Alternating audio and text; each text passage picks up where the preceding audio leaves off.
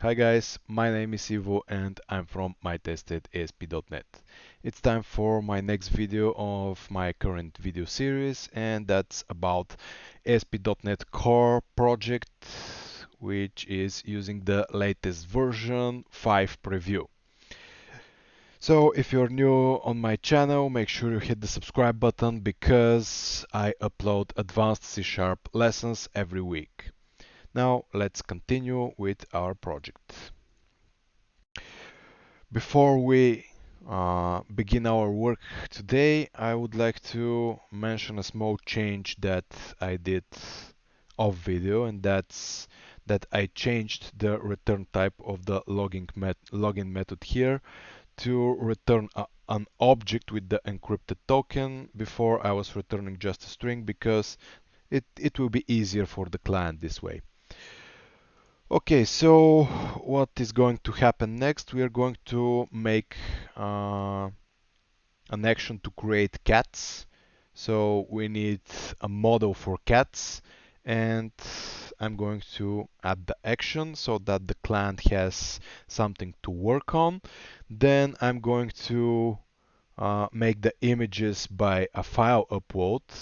Then I'm going to change the infrastructure of the project to follow uh, folder by feature structure, and then we will see. But for now, that's the plan. In the current video, I'm going to add just the create action. Okay, let's start. First, we're going to need a cat model, which essentially has public int ID. Each model should have an ID, public string description, and for now let's leave public string image URL. For now we're going to make the image of the cat as an URL, but in the next version we're going to create a separate image entity in the database. We're going to make to add file upload, but for now let's do it like this. I want to keep different kind of tutorials separate so that you can choose what to watch. Cool, so I added a cat, but the cat can be added only from registered users. So we would need an user ID, and we would need a user navigational property. And since we created the user here, we're going to need um, the corresponding property in the user itself. So I can add public enumerable from cat cats get set equals new list. Let's use a hash set.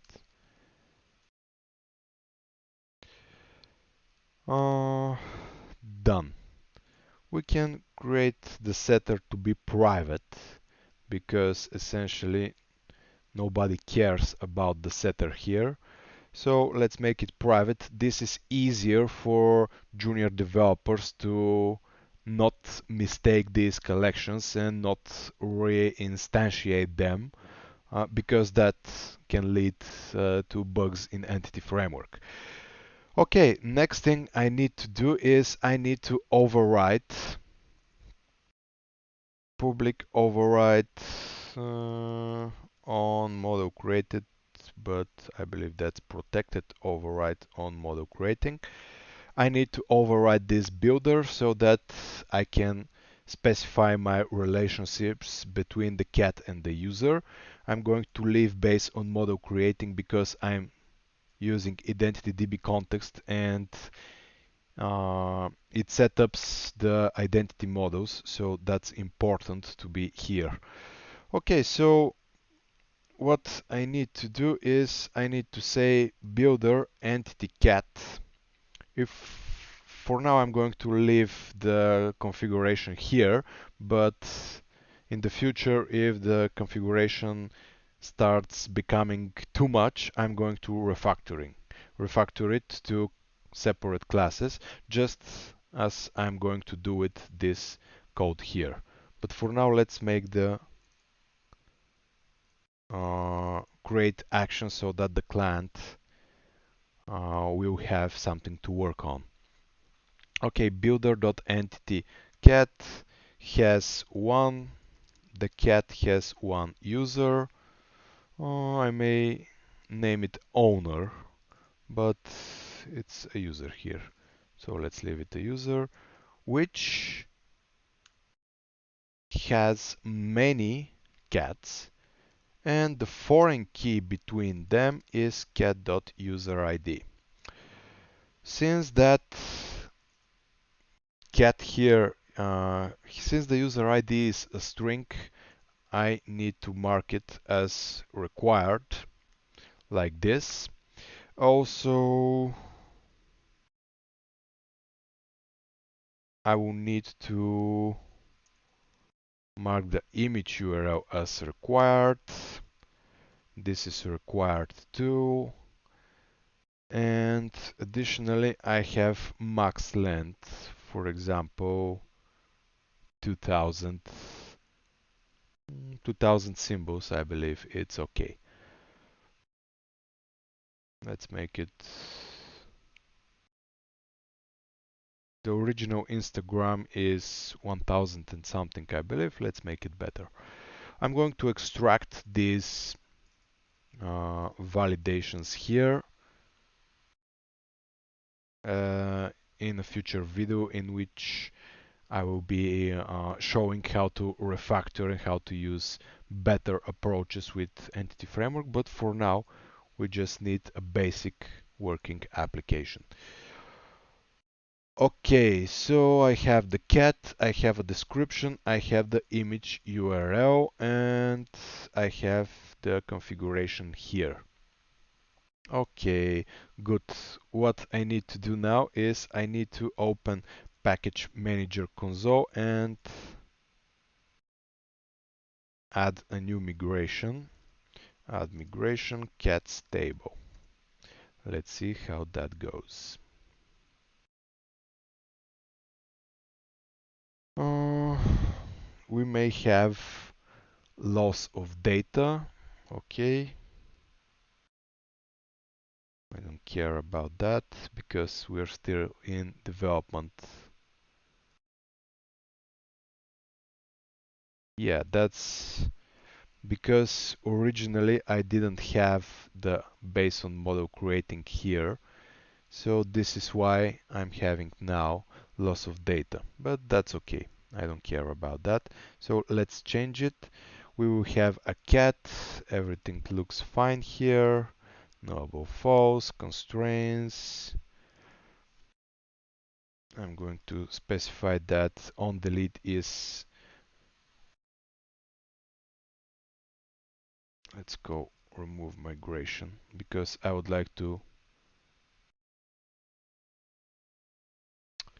that's throwing an exception now. So let me make it,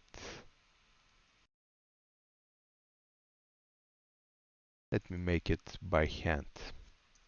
On delete, I would like to have restricted delete behavior because I don't want to turn on cascade delete.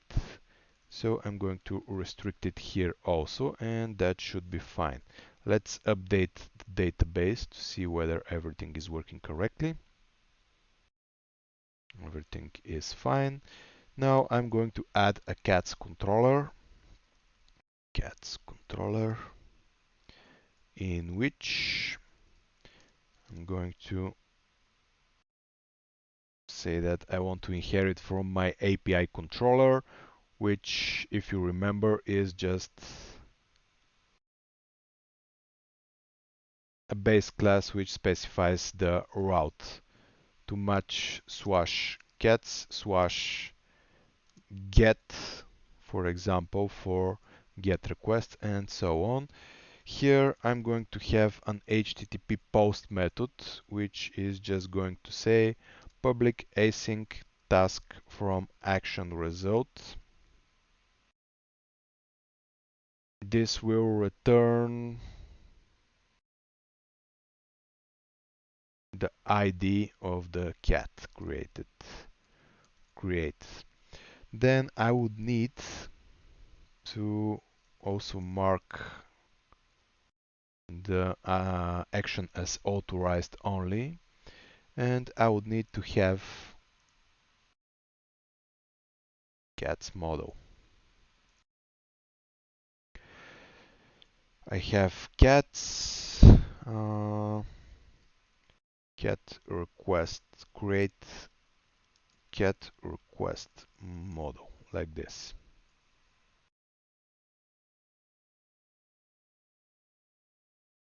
This should have everything from data model almost. Should have description, image URL, and pretty much that's it. Like this. I'm going to add in one of my future videos fluent validation for the model. It will be better, but for now let's leave it like this. Also, I'm going to add a service layer in my next video in which I'm going to refactor the project to use a better architecture because currently this does not scale well. The perfect architecture will be domain-driven design and clean architecture, but it will be too much of an overkill for this simple video, so and this simple project. So I'm going to create it first in feature by folder project structure, and if you guys want me to do it in one of my future videos, I can introduce this clean architecture to this project, and I can show you how we can refactor the project to use clean architecture. But that will be far in the future. For now, let's concentrate on making the app work with best practices in mind. Currently, I'm still not using best practices because I just want to make sure that the client has something to work on, some actions and some uh, it should be a workable solution. Then I'm going to refactor everything to make it better, and finally I'm going to transfer it to a clean architecture kind of workshop, refactoring to clean architecture. Okay, so let's return. For now I'm not going to use services because of the mentioned reasons. Just let's put the logic, let's commit to GitHub, let's deploy the app, and this video is done. The infrastructure will be the next one. So I have authorized HTTP posts, then I will need to say that create cat request model. These should be extracted to validation constants. So I'm going to add the following. I'm going to add validation class. It's more than enough. In this, I'm going to put public class cat. Bear with me, it looks a little bit strange. Int max description length equals to 1000, which essentially is a const. What this allows me to do is that I can say using static validation.cat like this, and I can put max description length here like that. It looks cleaner than writing something like that here, especially when I start adding custom error messages. So let's reuse that in our view model. Also, I'm going to say using static validation.cat, and look how cool we're reusing the constant. I really like this approach because you are reusing the constant first, and second, you have a clear attribute here. Even if you are using fluent validation and the fluent syntax, it's always better to do it like this. Great. Back to the controller action. We have public async task create, but first let's add the following. I'm going to commit the code here, and I'm going to say adding catstagram dot catstagram server cat model identity and cat models. So let's commit that and that won't work, I believe. I would need my key, so let's add it.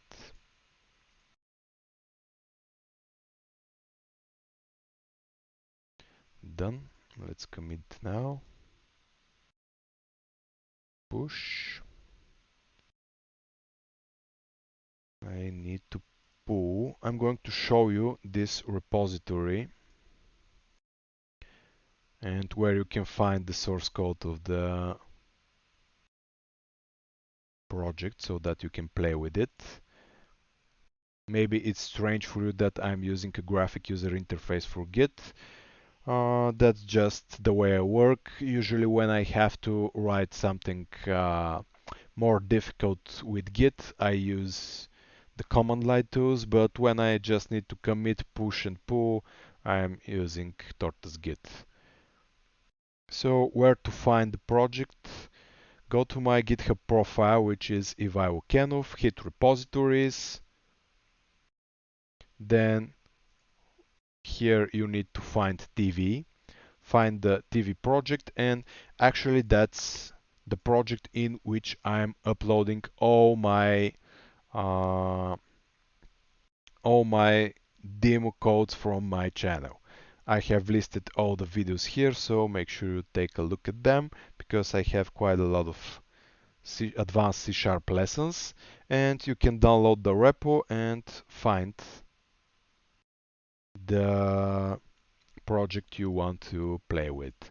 For example, this is the Catstagram server right here, ASP.NET Core 5 preview plus Angular 9. Ines will upload the client here too. If you I will be extremely thankful if you give me a star, and also you can watch the project because usually I upload the source code and link the video before I publish the video on the YouTube platform, so you will know what's coming in advance. And while I'm here, I would like to thank my sponsors. That's Endeavor, Softuni, Smart IT, Noble Hire, and 1Bit Software. Thank you guys, you truly rock. And just wanted to say that Endeavor is always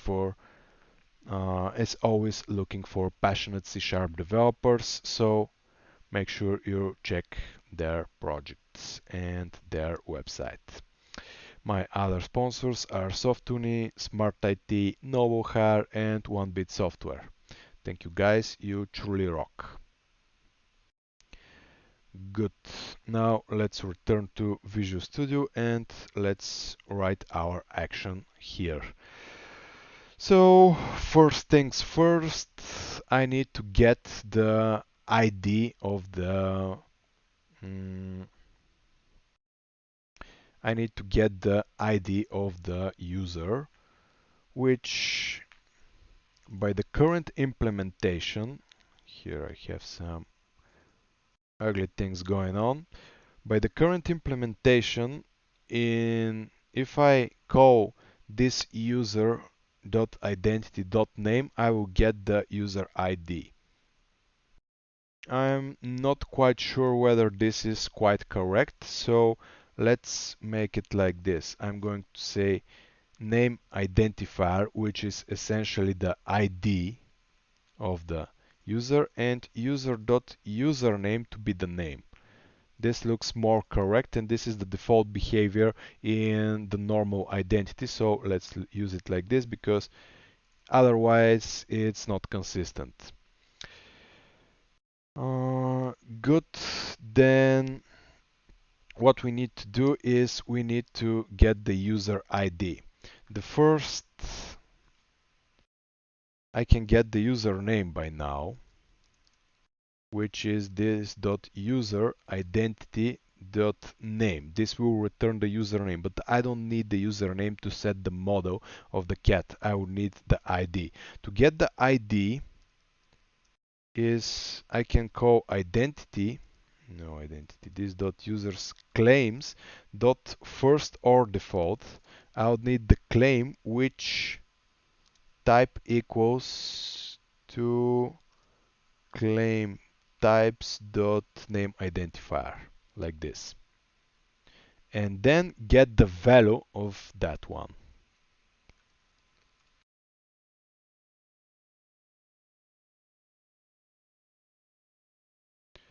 This will return the user ID, and the best approach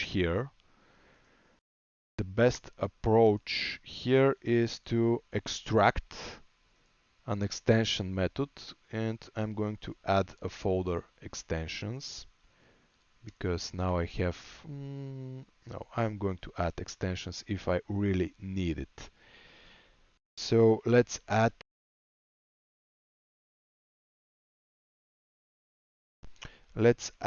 uh, identity extensions, which will just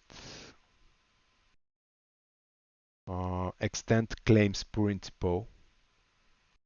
So in identity extensions, make that static, public static string get ID. This claims principal user goes to the logic I've written here. Users claim like this.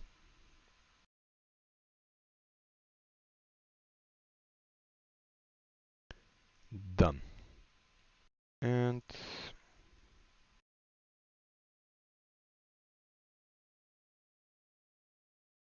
uh,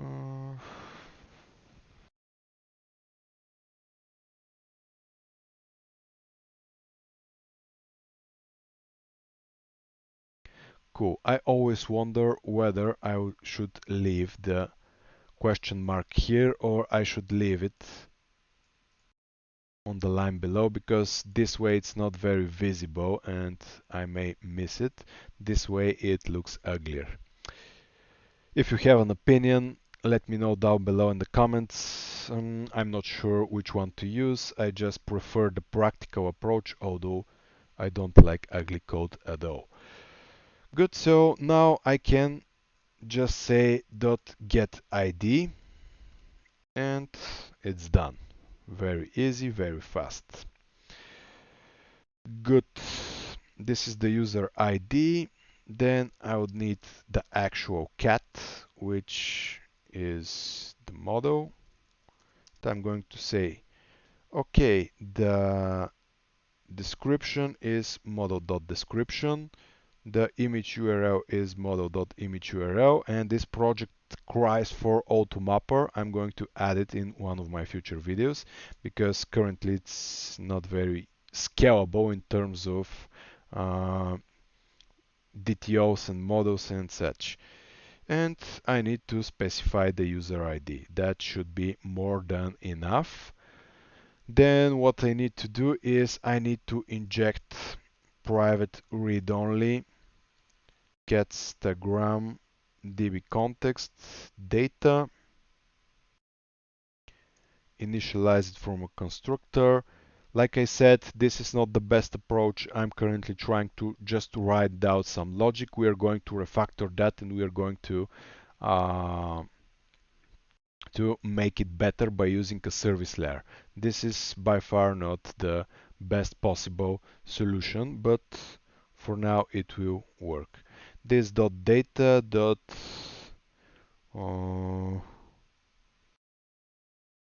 add the cat, then await this .data save changes async, and return created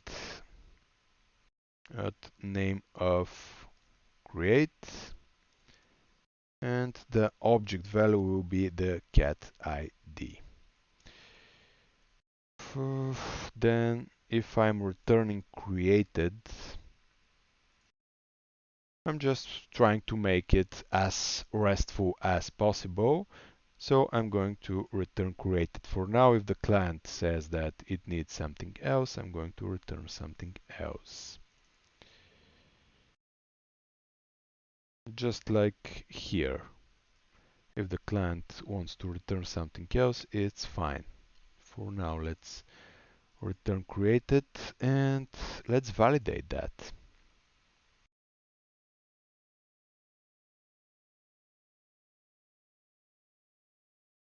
Let's try to, we have an authenticated user, but first we need to actually authenticate one because we changed the login logic, which should receive a different token, this one. Good. Then I'm going to make to /cats a post action, which will have description and image URL. The image URL will be just test JPEG. I'm currently not using any sort of URL validation just because I'm going to change the image URL to an actual file upload. Test cat. Done. I need to add an authorization header. Error. Done. Sent. I received created, which should be fine. Let me check the views SQL Server Object Explorer. Let's check the local DB databases. Catstagram server. Is that my actual name of the database? Yeah, sure. Okay. I'm going to change that in the future, but for now it will work. Tables, cat. This is actually not okay. And the problem is that it's not called cats. The problem is that I didn't add public. Let's try to remove the last migration. I need the package manager console. Let's just first see that everything is working correctly. View SQL Server Object Explorer. That's where's the SQL Server? Oh, okay. So let's view data and let's see that everything is okay. The ID is okay. So the logic for the ID works correctly, and the ASP.NET users, everything looks fine. Good. Good to go. I'm going to delete that. Delete that migration. I'm going to try again remove migration.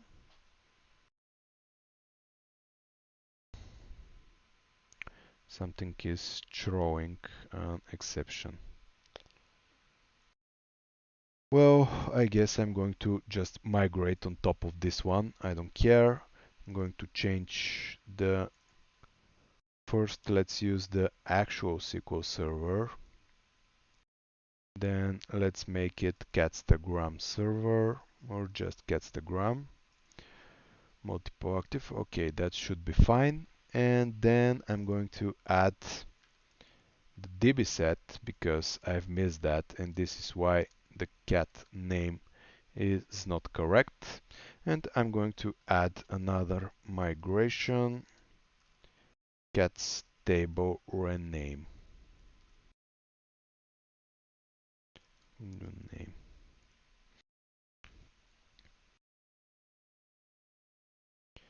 Okay, drop foreign key user ID. Yeah, it will remove the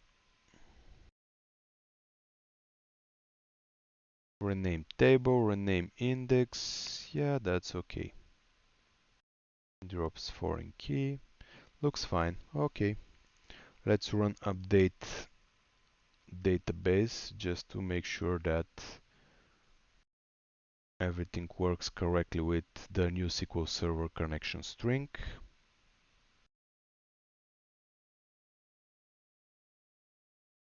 Done. Should be fine. And I believe we're good to go.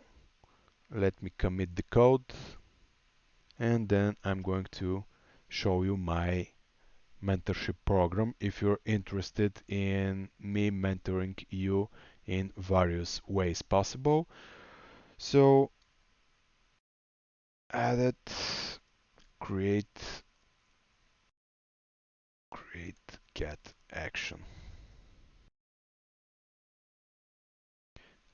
in get's controller, something like this. Okay, let's push it so that it's updated and you can go and play with this code. And my mentorship program is actually through my Patreon. So guys, if you want additional video content, access to private groups, live workshops, and all kinds of additional lessons with C Sharp, take a look at my Patreon, which can be found in my GitHub profile. Actually, it's Patreon/Ivailo but you can find it in my GitHub profile in one of my projects. I'm creating testing tools for ASP.NET Core. If you're using ASP.NET Core or the old ASP.NET, make sure you check my tools because they will save you quite a lot of testing time. But here you can find the Patreon link, and in Patreon I'm actually, let me show it in Patreon, I'm allowing people to join my mentorship program by different kind of levels. For example, on one level you can actually tell me a topic for YouTube and I'm going to create a video about it. So if you want to have a topic about Docker, for example, or deployment or continuous integration, if you join my mentorship program, I will upload a video. Additionally, I have extra video lessons, private communities, voting system uh, for my content, live workshops, coaching, and a lot of other stuff. So make sure you check it out. Maybe you will like something. Okay, guys, this is it for now. I'm going to see you in my next video in which we are going to add some infrastructure changes and make the code a bit better.